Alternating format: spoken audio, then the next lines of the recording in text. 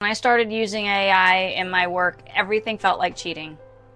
It was just like, well, if I'm using this, what am I even here for? What do I need to do as a PM?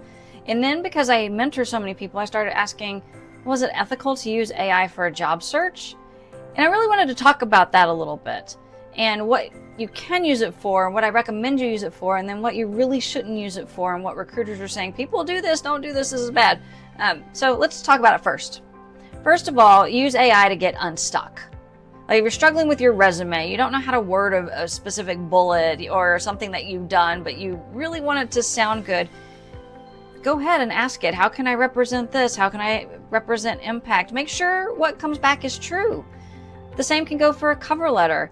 Maybe you just need to get ideas jarring, or a LinkedIn headline. AI can give you a solid first draft that just gets that creative juice flowing. Treat it like it's a writing partner. Then the next point is customize it, don't copy it.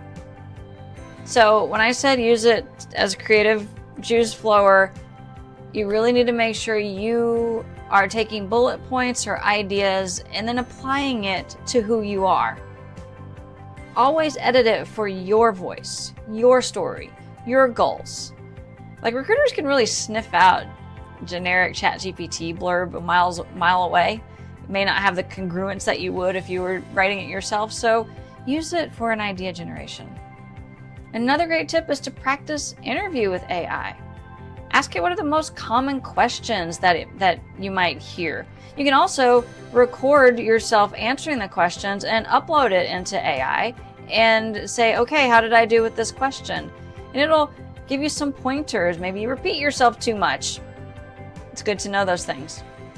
You can also use AI for like job descriptions and keyword searches. Maybe you're trying to figure out, well, what is a top company that does such and such? It can help you find that. So you may even take like a job posting and then ask AI to highlight what are the most important skills. You can even put your resume and put the job listing and say, okay, how do I fit these? Do I fit these?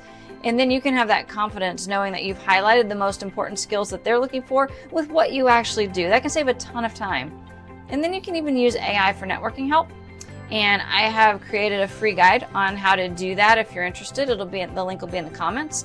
But aside from that, let's move on to what not to do with your AI job search. What I'm hearing over and over again from recruiters is that people are just submitting AI applications. They maybe even haven't read the job post. There are apps or whatnot out there that are brand new businesses that are like, we will apply for hundreds of jobs for you.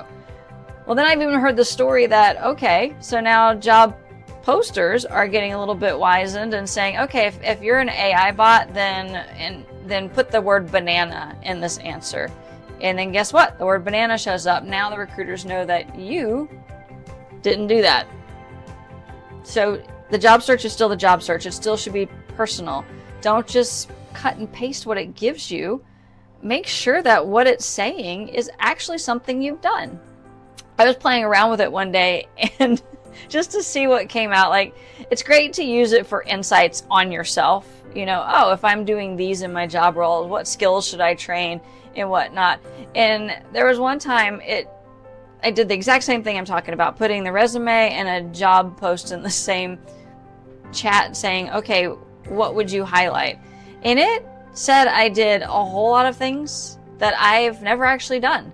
So it was really interesting to learn that about myself. Quote, please proofread anything you get from any AI. That it kind of brings up it'll give you fake qualifications sometimes. So don't lie.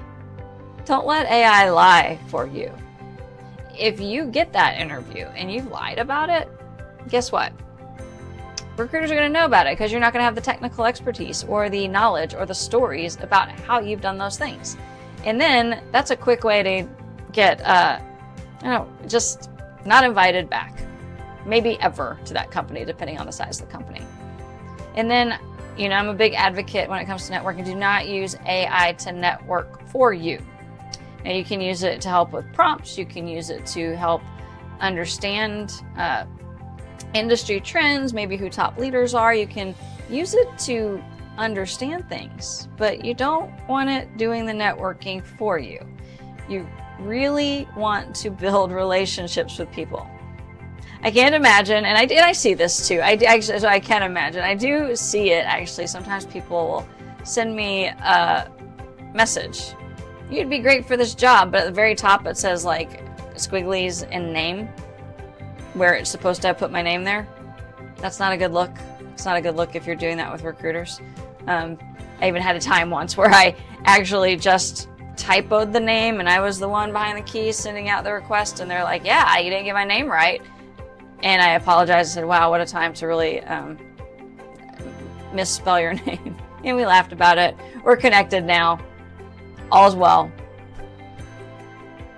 But tread carefully, my friends, on what you send, and know that looking like you're not genuine can actually hurt you so much more in the job search. And then, let's see, more. And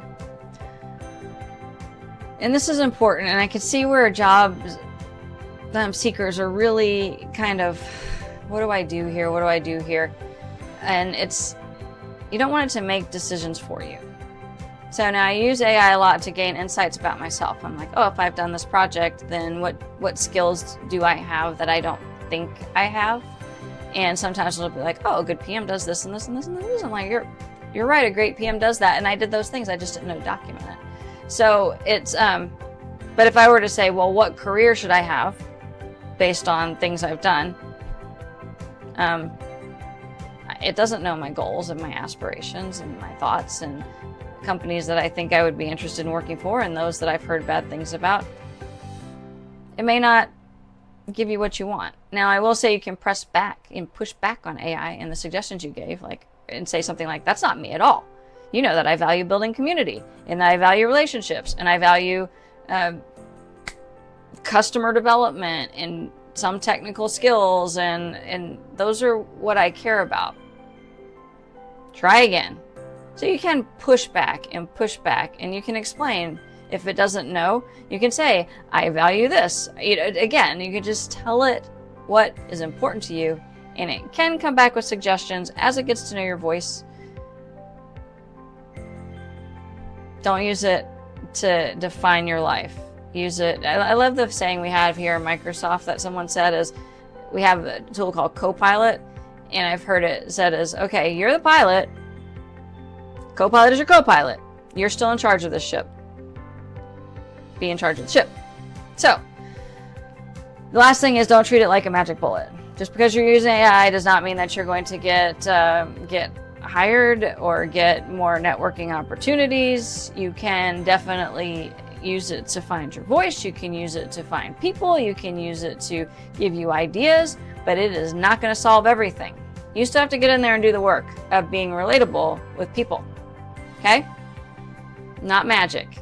It can feel like magic sometimes, and I can relate to that 1,000,000%. It can definitely feel like magic. It can be scary at times, and I'm like, whoo, that really kind of nailed exactly what I was thinking, except it sounded better than I was thinking. So, well, now what? It's a tool. It's a tool. Use it as a tool. Help it to boost your confidence if you need to. Maybe sometimes I'll even say, I'm just stuck and I don't know how to get unstuck. And it will often give a little bit of an action plan on how to get unstuck. And then I move forward. So, at the end of the day, AI can help you do a job faster, but it can't do the job for you. That said, you can certainly use it. And I did say earlier, I built just a little ebook, 10 prompts that you can use that can help you with creating content on LinkedIn. It can help you with the direct messages. It can help you get started, and then you can apply the personal touch to it to really make it wow. So go out there, download it. There's going to be a link somewhere on this post, but download that guide. And then as part of it, you can also come be part of a community that I'm building there of networkers who want to network and help find each other before layoffs, before things happen, so that we can, I like to say, be layoff ready. And it's just, that's what that new community is going to be, is how can we be as layoff proof mentally, as layoff ready, by making sure all the pieces are in play, and then if you were to be laid off, then how do you find the support that you need? And I'm building that community. Come join it. It's in its infancy of the day I'm recording this, so you can be here on day one. I'll see you there.